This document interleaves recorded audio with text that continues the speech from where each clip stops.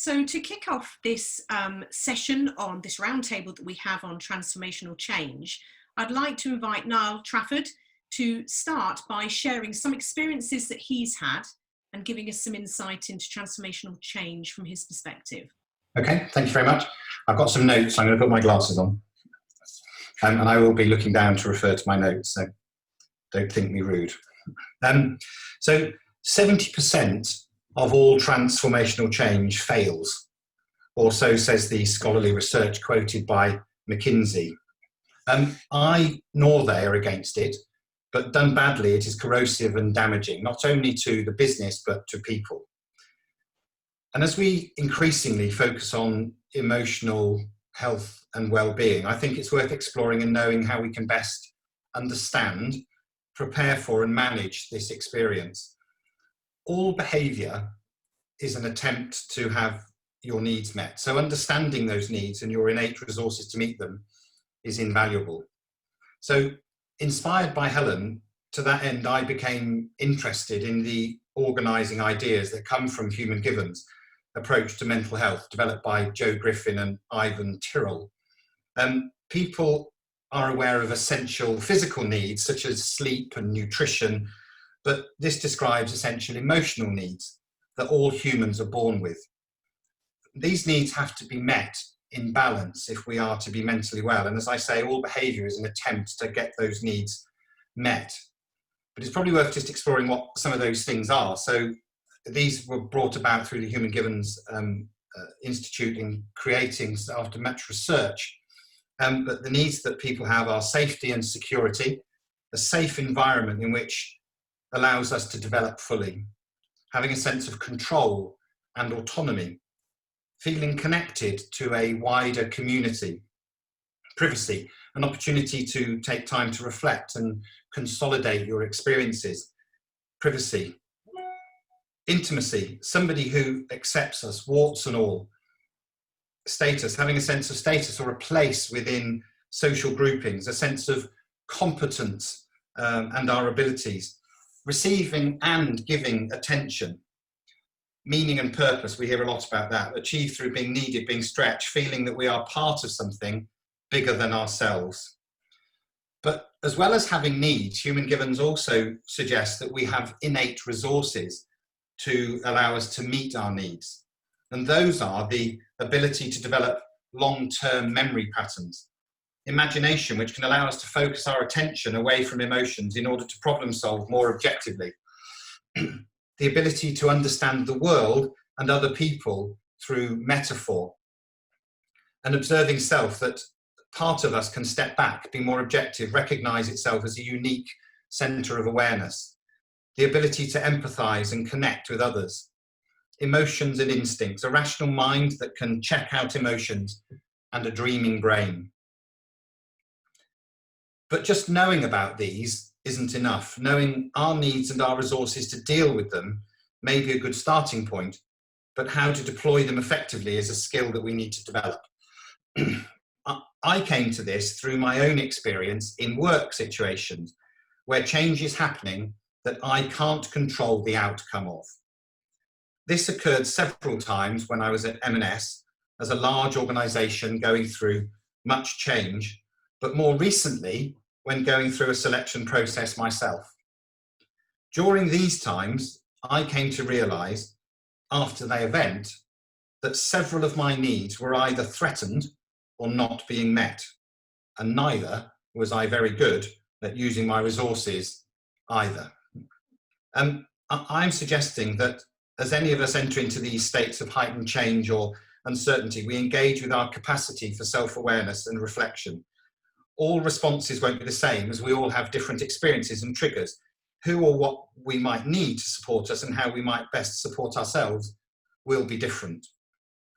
Another side of this is where, as we may be leading change, and how we use this awareness of needs and resources to plan and deliver any change. So an overarching question that I will leave you with is, how can we exert control over those things that we can control?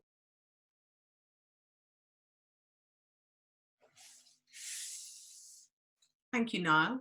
So I'm going to hand over now to Douglas to take us forward with the discussion.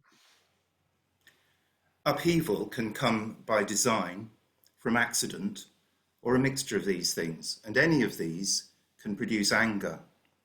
I want to talk about anger because I reckon there's a lot of it about, and we should expect more. The reduced Shakespeare Company have condensed Wagner's 17-hour ring cycle to 24 minutes. Telling a 3-minute version of Richard's story is a bit like that. When he told it to me, it took 3 hours.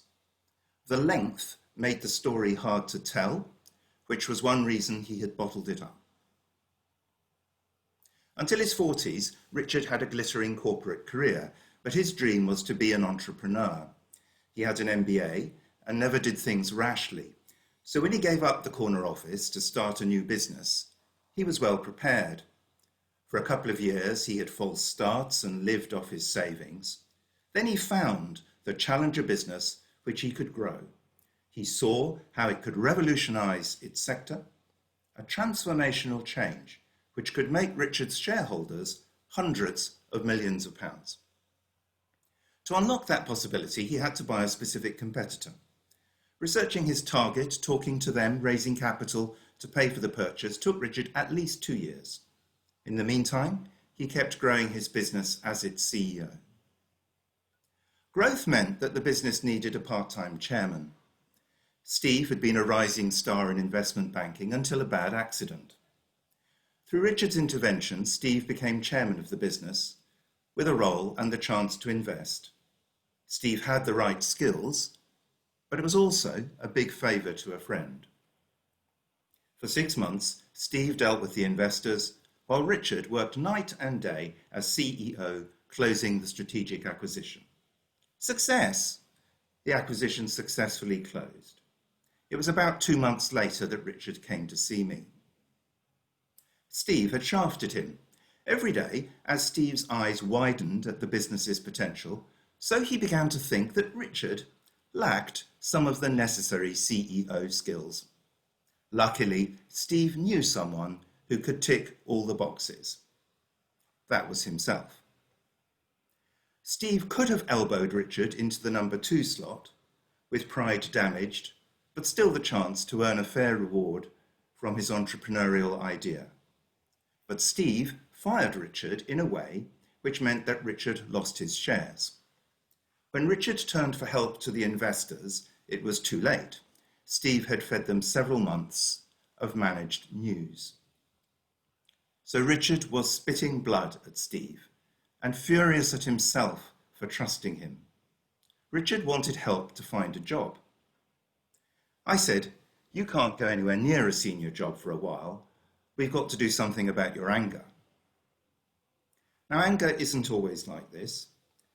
I have very few memories of childhood, but one of them, from when I was about 7, was running a bath in our flat in Hong Kong, and my grandfather, an American Chinese professor of railway engineering, saying gently, "You are quite an angry young man, aren't you?" The journey to understand those words properly didn't start for another 20 years, and then took a while. Those details don't matter. What matters are 2 lessons. First, that one can be angry at quite general things, at fate, at selfish politics, or how the virus has ruined your wedding or taken away your job, things which look very different from the specific and obvious cause of Richard's anger. And second, that anger can travel some distance underground and erupt about things which are not its true cause. My experience is that resolving all of these kinds of anger involves taking care to find the right people to listen to your story. Richard's story needed 3 hours to grasp properly. Apart from telling me, it helped when I asked him to pick 2 friends carefully and to ask for the gift of a whole afternoon of their lives, not to solve things, simply to listen. Finding the source of my own anger needed professional skills, and in between is a vast sea of human experience, with anger whipped up by storms of change and made problematic by the very poor listening skills in our society generally. How often, when someone starts to tell us their story, we only pay attention briefly. Then we tell them our news, or offer solutions, or wind them up in order to join in the drama. All of which increases isolation and anger.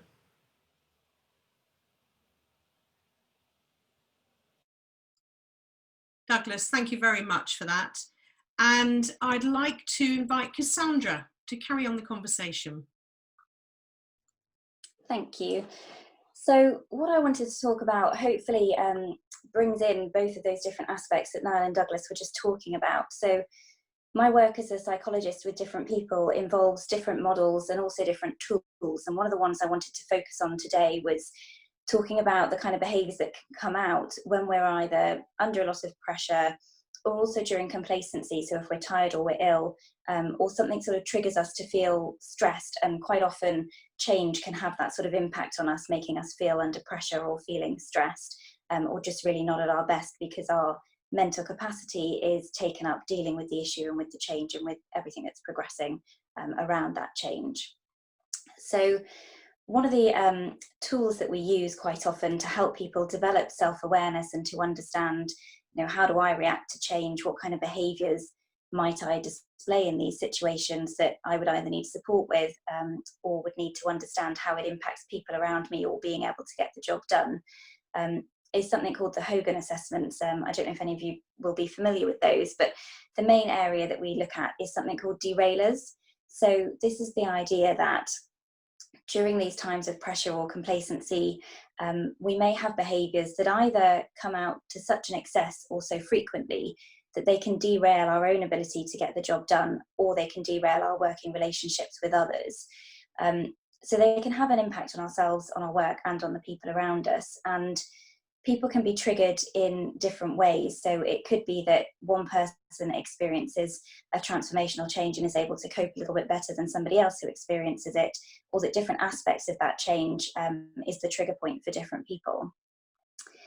So it depends on personality, our values quite often. If something is really important to us and is valuable to us, that can be a trigger point if it feels that it's a threat due to a change that's happening.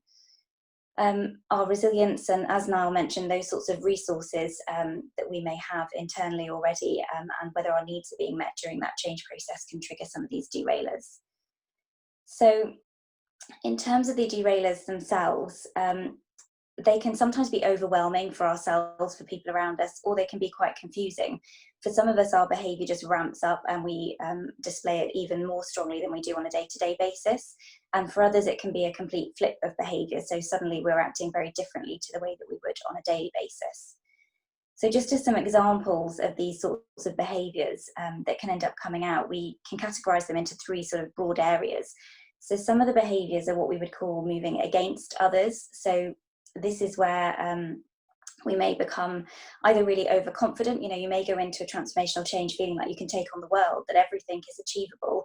And actually, although that can be really positive and can move things forward, those people around us who are a bit more nervous, a bit less confident, may feel completely overwhelmed and not able to cope with that additional pressure, where somebody's saying, yes, let's do it, let's take more on and carry on. It could be somebody becoming really vocal in interactions during these pressured situations, really sort of dominating the interaction, talking a lot, not listening to people around them as much, people feeling that they can't contribute or that their views aren't really taken on board. It can be things like wanting to act quickly and jumping into risks really quickly. So that idea of seeking forgiveness rather than permission, and just launching into something. And it can also be things like coming up with loads and loads of ideas, which can be really great sometimes in transformational change. But, are they filtered through? Do people get confused as to which ideas to focus on and how to actually move that forward into an achievable end result? So those are the sort of moving against behaviours, because they can sometimes end up causing us to butt up against other people or cause conflict. Then there are the kind of behaviours that either move us away from others or cause others to move away from us. So these can include things like being hugely enthusiastic and passionate about a particular project, but then just as quickly becoming really dispassionate, really disappointed, and just wanting to move on to the next thing really quickly. So that can mean that people think, oh, well, I won't really listen because actually they're just going to change their mind again in a couple of days. It can be skepticism, so it can be coming into things really cynically, holding on to grudges, just not really trusting that things are going to move forward and missing opportunities because of that, and causing other people to move away because they don't want to come to you because of the fact that they think everything's going to have a critical stance to it and it's just going to come out with all the negatives. It can just be being overcautious, so this idea of analysis paralysis, actually getting into these pressured situations and feeling you just need a bit more information, need to check with just a few more people what's going on. And it can be literally being reserved, so actually shutting the office door, not talking to people, not wanting to engage on video discussions, anything like that. And then there are toward behaviours, so the idea that actually in those pressured situations, when everything's in flux, needing to be closer to people, so wanting to make sure you're always doing the right thing, always checking in with people around you, making sure that that's correct, and wanting to do work absolutely perfectly. So, you know, that perfectionism where you can't let a piece of work go, which can obviously be quite difficult during transformational change when sometimes things need to be iterative or quick, or need to, you know, move on piece by piece.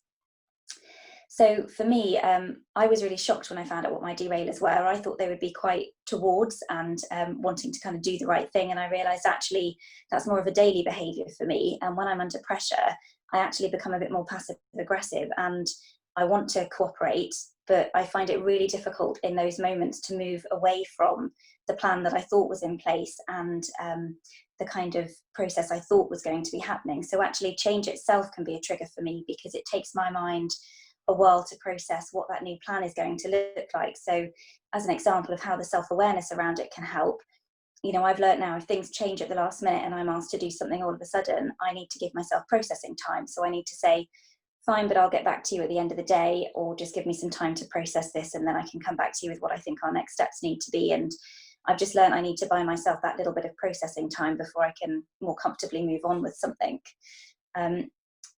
So I think really that's all the bits I wanted to go through in terms of those sorts of derailing behaviours.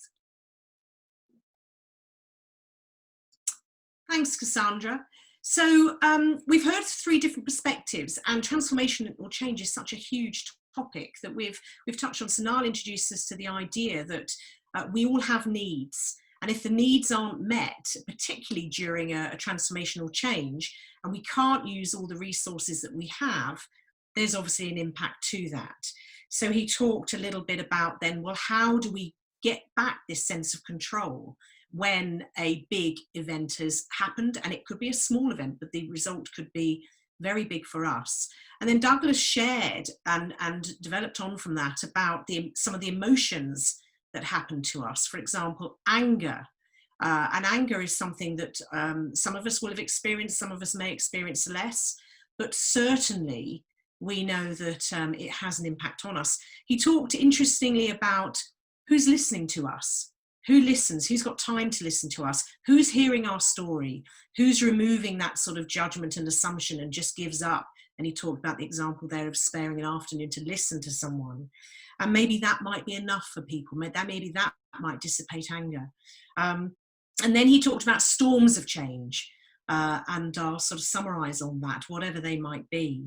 So, and then Cassandra talked about the interesting topic of derailers, such as when we are perhaps catch us off guard, when we're becoming complacent, or when we're under a lot of pressure. And change, we do know, inevitably does cause us friction and can cause us pressure. She talked about trigger, perceiving that as threat, and obviously the response to that we have, and critically perhaps how self-aware are we of how change, transformational change, impacts us and what happens to us, and again what we can do about that. So of interest, and I want to open it up to all of you, is one thing we do all share, despite being very different, is that we have all been affected, quite unusually, by the same event. So a global pandemic, and probably for most of us in our living memory, we haven't all been impacted by one single event, but we have experienced, all of us, a potentially transformational change. But the same event may have triggered very different things for us and have had very different impacts for us, depending on where we were and what it means, and our perceived or real ability to deal with the impact of it. So it's quite interesting that it's very relevant to us right now, as well as all the experiences you'll have had in the past. So I want to open it up. I want to just hear from you all, or those of you who'd like to talk, and share some experience of what of any of those three discussions so far that you'd like to develop further, or anything new or fresh you'd like to contribute. Who'd like to kick us off? Who'd like to join in now? I'll do it. Wonderful. Thank you, Stuart. Yeah, I think so. I've got a little notepad on the side of my screen here, and all three bits. Like I'd written some stuff this morning while I was thinking about it, and it's quite weird that all three speakers have sort of almost ticked off little bits of what I've written about. So, because I think it was Douglas said about the idea of sharing stuff. So I found it quite difficult because I've been changing jobs, and I've not been sort of with a team of people. I find I work quite well with a big team of people, and being sort of on my own sort of makes me go into my shell a little bit. So that's been quite a difficult thing, I think, for me, just with the idea of lockdown combined with changing a job, because I would try and talk about what I think about my new job, or what the expectations for my new job will be, and having nobody there. Well, Niall was very helpful with that, but the idea that nobody's there that you can just chat to every day and get a bit of assurance or a bit of sort of backup for that was quite interesting. And also there was a bit about uncertainty. I think it was Niall had said about security and uncertainty was interesting, because I think, like, in my instance, there's a big change. There's been like a series of big changes in terms of my career, and one of them was a change in the leadership of the organisation I was working for before. And I guess the thing I thought there was, like, a lot of my job is based on using the sort of security as a platform, and then building new things on top of that. And when I didn't know that was there, I found it very difficult to do my job. And it also made me think about what I do, because how I could make that better in terms of feeling that maybe I didn't think of this at the time, but explaining what I do and why what I do is important, because I've always sort of, like, with the previous chief executive, I had this idea that they knew the constraints I worked under, they knew like what was possible, and they knew like if the time scales for things, or what was possible with the tools that you had or the people that you had. And not having that, I realised I hadn't really. I don't think I had probably explained that fully to the new sort of the new sort of structure of the organisation. And I thought it's something I was sort of reflecting on for me. And maybe just one thing is, I thought it's not all. I was trying to think that it's not all bad as well, because I think one thing that I've learned over the past, so during lockdown and changing jobs, is it's a bit of it's especially maybe because of lockdown, it's been a good thing to have a load of time to think about stuff and just sit and actually say, is it, am I doing it for the right reasons, or am I going along with things for the right, or am I doing the right thing, or am I just doing it because that's what I'm just sort of going along, like without thinking about where I'm actually going. So there has been, maybe I've said there's some sort of things that I was quite anxious about, but there's also been like that positive thing where I've sort of decided actually that this is a good way for me to stop and just I know it's a stereotypical phrase, but take stock, but just work out what the priority is. Sorry, I've rambled on a bit there. I'll let somebody else go. Wonderful, thank you, Stuart. So interesting bits there about the need to share, and when that's taken away from you, and this need for security and uncertainty can be very challenging for us. Also, how do we communicate effectively during those changes? But interesting, you also touched on a change can bring a really mixed reaction, and that can be quite confusing itself. Good elements, but many bad. But you mentioned about good, for example, time to think and reevaluate as well. So who would like to add on that discussion? Who've got some other thoughts or views to share? I'd like to go, actually. Yeah, can you hear me? Who's it? Abo, brilliant. Yeah, Abba. Yeah. So just a quick experience I want to share as well. I once was in a job, and in that job, obviously I was a designer, and I sort of got to a position where, and again, just to try not to mention names or anything, where as I was sort of doing the work creatively, every single part of my process was being challenged, and that became so difficult that at one point or the other, I just felt like if it's going to get challenged at every single point, there's this level of disinterest coming in, and I felt like I didn't want to work on the project anymore. And sometimes this can come from like stakeholders, it can come from the leadership team, or directly from or the boss or wherever is or the manager, sorry, whoever is in charge of that project. What made it more difficult was not being able to have the creative direction to carry on and do the work, knowing that I was and I am a designer creatively, and I naturally I have the natural ability to be able to think creatively to do what I want to do. And so taking on projects and being told, do it this way, and not being allowed to actually influence the creative process or have a decision to make was the biggest challenging factor. And then at every point when I was told to do it in a certain way, I would now have to sit down and think to myself, am I doing it just because they're asking me to do it? Or am I doing it for the right reasons? Is it solving a problem that needs to be solved? Is it functional enough at this point in time? And to some extent, the relationship became really challenging because at the end of the project, you end up providing work that you kind of felt like you didn't have any creative input to. And this was a big change for me, coming from a background where I had a lot of creative input and I could make a lot of decisions. And yes, if you challenge my decision, I can give you the reasons why those decisions were made, to the point where I now was in a place where I couldn't, I didn't have that creative input anymore. How did I tackle it? I think there was quite a bit of a strained relationship working in the project.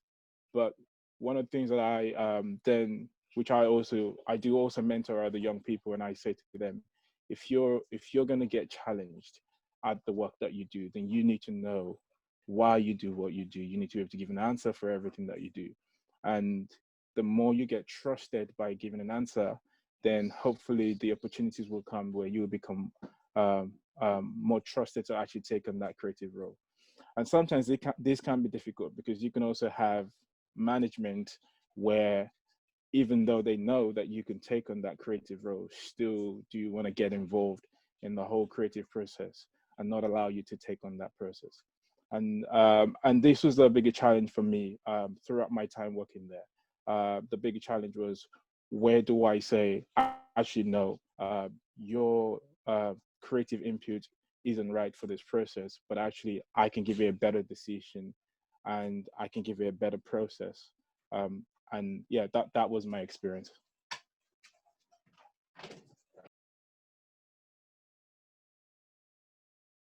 Unmute. Good. Abo, thank you for that. Really interesting, isn't it, in terms of what happens when some of our, for example, creativity cannot be expressed. And that can be very challenging in terms of managing that and the impact of that on us. So thank you for that. Who else? Who else would like to further discussion? James. Oh, Alan. Alan, over to you. Just very quickly, I liked kind of Abo's point about trust there, and I think for me, trust is also about confidence. And I think just labeling a change program as change or transformation, in my experience, is probably the kiss of death and dooms it to inevitable failure. Because I think anything like what we're talking about here, because our world changes so quickly, just now change within an organization should be a kind of constant feature, of what it does and how it grows and how it evolves. And by trying to put in place a program, then inevitably I think that just the trust and the confidence goes out the window as management starts to talk for great lengths of time about things which are jargon heavy and mean very little to the man or woman on the shop floor. So I think having that kind of consensus of trust, consensus of confidence, and a clear understanding of what's the point of any of this? Where's the value? What does it mean to me as a punter on the shop floor? And what does it mean to you as the chief executive? Do you understand what I do? Am I understanding where you're coming from, etc., etc.?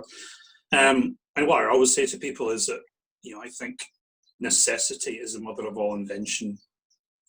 And if you don't need to do it, I don't think you should be doing it. But that really requires the management to have a firm understanding of where their business is actually going and why it's going in that direction. Alan, thank you. James, I know you've been keen to speak. Yeah, thanks. And I think like Stuart, all three of the speakers to start with resonated with them all. I'd like to build on something that Cassandra spoke about. The last 12 weeks for me have been a bit of a perfect storm when it comes to change. With not working, Douglas, you said about not having weddings, I've had that, I've lost a family member, all within lockdown. And from a change point of view, over the years, having a load of change done, it's understanding what those triggers are and what your self-awareness is and how that manifests itself in your behaviours, whether you're against behaviours or towards behaviours. And I've, over the years, understood those more and more. What I then have to be, and I think it's quite an important point, is honest with the people around me about what actually my behaviours are and how they manifest themselves and how that might influence them and how they might react to the way I'm behaving about change. And so really understanding over this period the impact that it might have on other family members or at work, etc., etc. So really being honest with people. This is, the way I'm feeling, this is why I'm reacting to it. And so they can be really clear on why you are reacting to that, and actually having the conversation with them, and they're taking the time to listen about how they're feeling about the change and what their feelings and self-awareness is, so you can work together better and deliver the change in a much better way. Lovely. Thanks, James. Who else would like to add to it? Julia. Thank you all, and such rich conversation. I was just thinking 3 brief thoughts on transformative change, and someone mentioned metaphor. And I think I've often had to stop when I've been doing some of the work I've been doing and thought about that, what nature gives us in terms of the butterfly and the metamorphosis, actually, that we don't sort of seem to embrace within our world of, the bit when the caterpillar goes into the mush of the chrysalis and just has no clue it's going to come out as a butterfly. And when we talk about transformation, what we actually mean. And I think for my work, setting a vision early on of a world free from female genital cutting, and it seemed so out of reach. It seemed such an unbelievable vision to have, particularly when all I could do is pull together a strategy that was by necessity incremental. And I think what I didn't know then was actually just by doing the incremental stuff, that actually it would move to interdependency at some point. And actually that was echoed in working in the countries we worked in, like Somalia and Guinea and Mali, of how you move from the individual wanting change to happen to the collective community. And I think that's a little bit that Niall touched on about needs and how they were met. And the other reflection around that was actually how helpful it was to have the framework of the Universal Declaration of Human Rights as the point at which communities would begin to listen, to anchor their needs and wants and desires back to a framework that was also law and legislation, as well as what mattered to them. And I guess my last point was when Douglas started talking about anger, I really realized I'm desperate for being matched in this sense of, do we look back and see the 1st of June 2020 as a point when the world was burning and we had this chance to coalesce around what does it mean when we say Black Lives Matter, and what my anger as a woman of color means in that framework. How do I use that to go beyond just being angry and just seeking justice and just sitting at home, but collectivizing that, or finding a tribe, or finding allies in that to really make transformation happen. It's obviously not at a corporate scale, but how do we push beyond the sense of futility and helplessness on such a huge issue as equal justice around the world? And, you know, my anger is really my sadness and my fear and my futility and vulnerability. And I just needed to share that with you all. Thank you. Thanks, Julia. Very fascinating, very interesting. And you've got some thumbs up. So who would like to follow on from that? Deborah. Well, one of the things that I've been reflecting on a little bit, you know, across things that everyone said, is the part that I guess your own personal experiences play in how you learn and how you respond through life. And you know, 20 years ago, one of the biggest sort of transformational changes I had to deal with really in my work life was when I worked for the government and we were going to be privatized. I'd been promoted up massively, just got a TT, just got married. It was all fantastic, loads of money. And I was leading this huge team and taking them through the transformation. And I kind of like, and I had very strong leadership, for want of a better description, because that's what you get from MOD. And therefore you just deploy it. And I was conscious at the time of protecting my staff and carrying this burden to get them through the privatization and things. And I think 2 years of carrying like 140 people through, you know, some massive changes in their career and uncertainties for them. And there was me with an element of naivety about it all, really. I'm starting off on my career.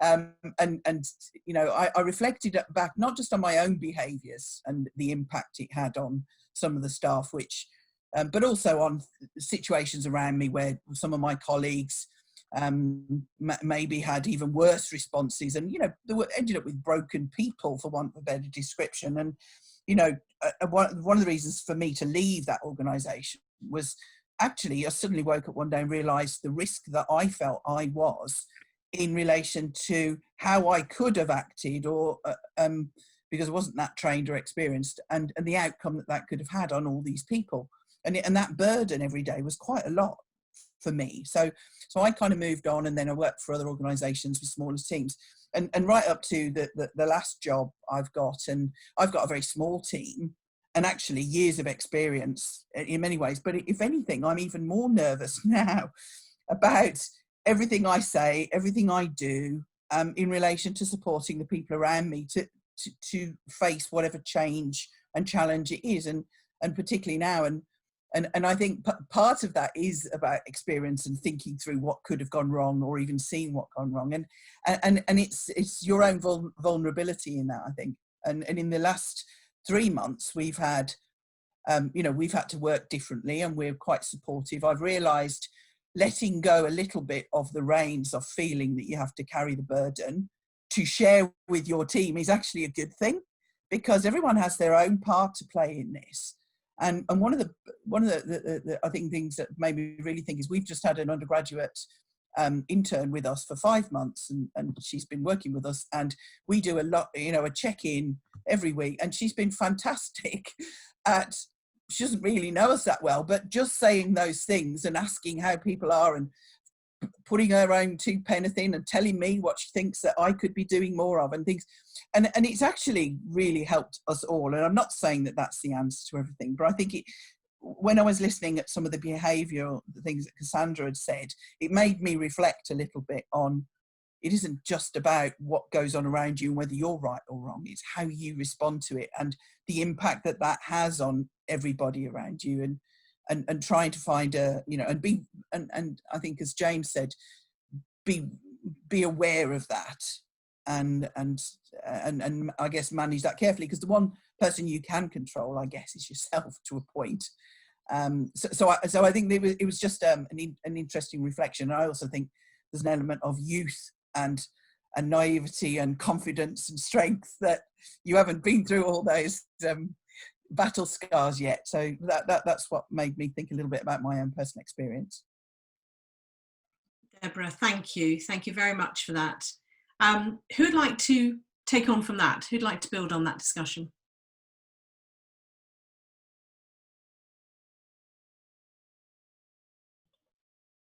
Michael. I'm happy to say something. I think it's going back to what Alan was saying earlier on about change programs, and me saying that change is constant. I think it comes down to your own personal resilience and the way that you deal with things, and change is happening all the time. So it's about adaptability and how you adapt to each of these different changes. We've all adapted to coronavirus pretty well. And for me, the way that I deal with it is what you focus on. And if you focus on things that are potentially bad consequences, then you're focusing on a negative thing all the time. But if you're trying to focus on a solution and how you adapt and how you deal with that, it can help you find the solution and be a little bit more positive. So it's what you're thinking and what you're replaying in your brain. But that's different for everyone, I guess. That was all. Lovely. Thank you. Thank you for that. Anyone else?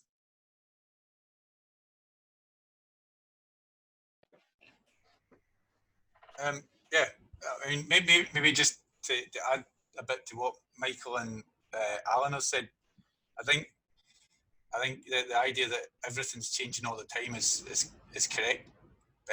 One of the things I think Alan mentioned, and this is just going from a personal experience, one of the things Alan mentioned was how change is perceived throughout an organisation and at different levels in an organisation.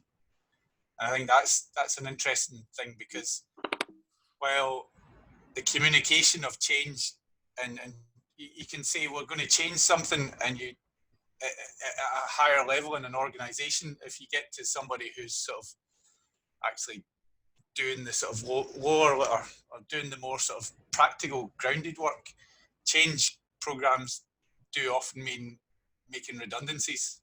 And I think it's the idea of making it more of a positive message, rather than just every change program somebody who's a certain structure in an organisation has went through has always meant they're getting made redundant or they're moving from somewhere. Whereas for people, I think personally, for people at a higher up level, that's not what they think a change program is about. They think it's actually about doing some, changing pivoting the organisation and making it make different widgets, or making it make a different thing. But I think it's perceived differently as you go up and down the sort of structure of an organisation. Wonderful. Thank you. Anyone else? Tom? Sonia, is it worth at this point maybe asking about people's experiences of either within business or advising businesses through a period of change, you know, their experiences of how businesses have experienced change, when it's gone well and less so, you know, the reasons and the aims of a major change of direction within a business, and how that's panned out, to move slightly away from the very personal to how that has translated on a business level, our own experiences of it, whether we're in that business or we're trying to encourage that change. Lovely, thanks, Tom. So, Lynette. Just on that point, Tom, so as a consultant working with clients at the moment, specifically at the moment, what I've been finding and helping them through a process of change, because some of them are very unclear as to what they need to do, even though they have a strategy and they've all had to reforecast and change this. I work with a lot of very commercial businesses, so and particularly in like the retail sector, who are really having a tough time, many of them. And one of the things that seem to be coming through, and there seems to be a theme, is that those people who've been furloughed, well, there seems to be two things going on. So those people who've been dealing with the crisis, subcultures are occurring in these businesses, because we're the team who've taken the business through this crisis. And those people who've been furloughed, albeit that they've been kept informed of what's going on in the business, feel a little left out. And so from an integration point of view, having to restructure businesses, I think they're finding that really difficult, because it's quite personal. If someone's been in a business a long time and they want to bring them back in, but they've got to cut costs dramatically, they're finding it really, really tough. And I think this is where this is where some of them are really stuck at the moment. So that's what I'm dealing with. I don't know if that sort of answers or gives you an idea of what we're trying to deal with ourselves. But what I'm finding as a consultant, the key that one can be empathetic. It's helping to find some balance for people, because there's a lot of stress, there's a lot of fear, there's a lot of doubt, there's a lot of the uncertainty that people are just not used to. And for an old girl like me, I've seen it a few times, not in a pandemic, I might add, but in various changes that have gone on in the world. It's been quite an interesting. I can see some similarities in what's going to change and what needs to happen. So, thanks, Lynette. Douglas, were you raising your hand? Yes, if I could try and join up Tom's question with also something that Stuart was saying recently. One of the main influences on organisations in the last few decades has been business schools. And just to be clear, I don't think business schools are completely a bad thing, and I'm proud to help teach at one. But I think we don't recognise how much harm some of the ideas that come out of business schools and may then get packaged by management and organisation consultants can do in this situation. So Stuart was talking about how change is perceived at different levels in organisations. And what I see so very often, and I think we can see it in the UK or the English government's handling of the virus, is sort of communication method. These layers are not accidental. Those who think of themselves at the top prepare a series of layered messages for different tiers of people that they perceive, and then they grind them out there and they pump out different versions of the truth. And some of those versions of the truth, frankly, seem to me to treat people as idiots. And then some of the propagators of change are a bit surprised when actually, first of all, they've created different truths for different people and also created quite an angry reaction. And very often business schools feed in and amplify this by saying that the key to resolving this is something about employing very clever consultants or other expensive people to fine-tune the orchestration. But there's a beautiful thing which I'll put into the written resources afterwards, so I won't repeat it now, but there is a beautiful thing from a business school which is completely opposite, which is about the second Fukushima nuclear reactor. When there was the tsunami, talk about transformational change, when there was the tsunami tragically hit Japan and one nuclear reactor at Fukushima melted down, it had a sister plant 10 miles along the coast which didn't melt down. And this is a business school case study that looks at what did management do in that situation. And in essence, and I'll put it in the written notes, is they abandoned all this artificial communication. They were just really honest about how they didn't know. And they didn't treat the junior people like idiots. And guess what? They saved their plant. Thank you, Douglas. So we're on to the last few minutes or so. Who else has something that they'd like to add? Kieran. Thank you. So a few words that stuck out to me earlier in the conversation, which I've written down here, were trust and where's the value of the change that we're undertaking. And in my current organisation where I work, just over a year ago now, we moved into a shiny new building, and I think it's very cliche to say when we're talking about organisational change, and certainly from my my student days, I remember when we talk about change, it's really important to communicate it to all your colleagues, to all your staff. But actually, what does that mean in practice? And one thing that I think we did extremely well as part of that move, the move to this brand new office was not just about shifting to a new office. It was actually about our working ways, our principles. It was about building trust for individuals to be able to work where they want, being given a device, being trusted to work where they want, when they want, as long as they're delivering and have the correct outputs.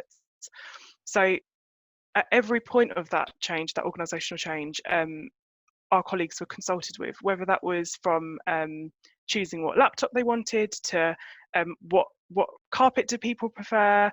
We had a whole project name, and at every stage, every week people communicated, and this is what's going on, this is where we are in the building in terms of its progress. People were invited down to the building, and it wasn't just about it being, okay, we're moving and now we're here. It was that people were part of that journey throughout. We also led workshops in terms of the new ways of working, and we actually created a safe environment for people to talk about their fears openly, because we did have people resisting. Naturally, we're doing change, and it was about building that environment to say, okay, what are you going to benefit from this change, but what are your fears, so that we can talk about it, so that people don't feel so isolated and angry, which were again some words that came up in earlier conversation. Wonderful. Thanks, Kieran. Well, two hands raising there. I'm going to go to Abo. Thanks. Just a few things that I've sort of written down. I think the first thing is understanding the type of changes that needs to occur. In my opinion, there are two types. There's one that's a desired change, which is you realize that we need to change something and then you sort of action that. And then the other is a reactive change, which means the situation or something in the environment is forcing you to make those changes. And once you realize those two, then especially the first one, which is an actionable change, the first thing that you need to that needs to come down to is, what are the barriers? Like, why do I need to make this change? And those barriers also can go down to factors, or it could be people, it could be certain decisions that you need to make in the future and things like that. But then those barriers would then lead you to another reactive change, which means, oh, I realize that if I'm going to make this change, then it's going to affect this person. Then I'm going to have to react in the way that I am either very inclusive of this person or make them understand the change. With those changes coming about, then we need to then talk about adaptability. How do we then, adapt ourselves to the different sort of like to the new change? How do we adapt ourselves to the current situation? Again, we talk about the coronavirus, or even just talking about things like Black Lives Matter. And then with that changes, then we need to look at what are the new opportunities that this change is going to bring. You know, is it going to bring in, maybe in businesses, is this going to open up more opportunities to employment? Is this going to affect the community in a better way? But ultimately, I think I can use my experience from a design perspective to also explain how changes happen. And actually, a current project that I'm working on, he's working with a charity currently, a Christian charity, who currently has the name Making People Free. And the problem that we realized, and with that, was that when you say something like making people free, you're also insinuating that there are people in bondage. And the problem with that is you can tell someone they're in bondage, but if they don't know they're in bondage, then they're not going to believe you. So we sort of looked at how do we sort of re-emphasize the same thing that we're trying to achieve here, which what they really do is go into poor remote places in Africa and support them medically and help them with business empowerment. So how do you sort of create the same sort of emphasis without saying that, look, you're in bondage and we're trying to free you from bondage? And the way we sort of treated that was to change the language behind how we say that. So the language was actually, we then changed it to raise. So we are shining a light to your current situation, and we're bringing opportunities for you to make you see that you can actually be uplifted and be empowered. And by saying these words and also having these conversations with stakeholders and people in management, you help them understand the notion and the differences between what you're trying to say and how you should really be saying it.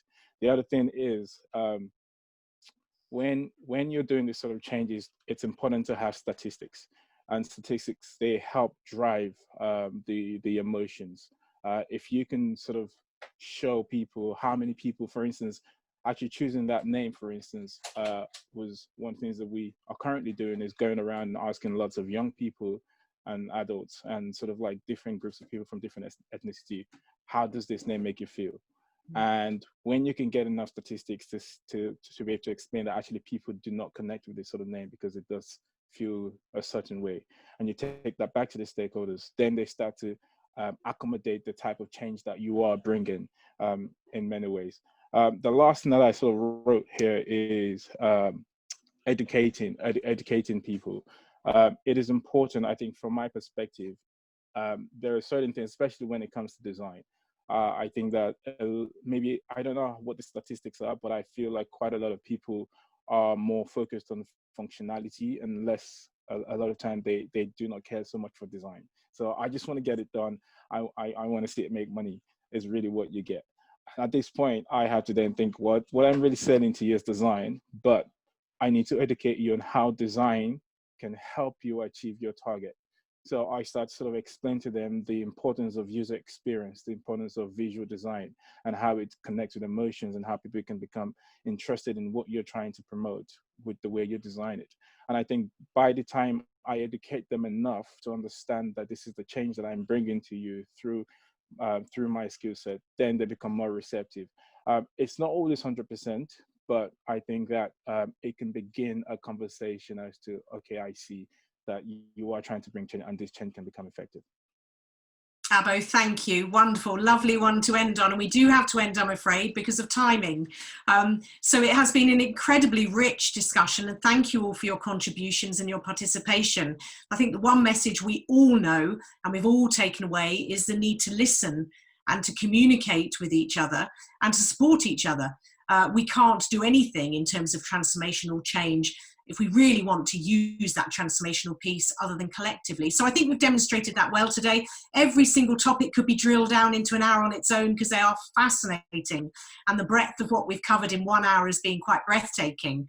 So hopefully this is a series of different discussions, and we can drill down into each one of those topics as they're all fascinating. But thank you all for that. So this is the end of the recorded bit, and we look forward to following up with you again shortly.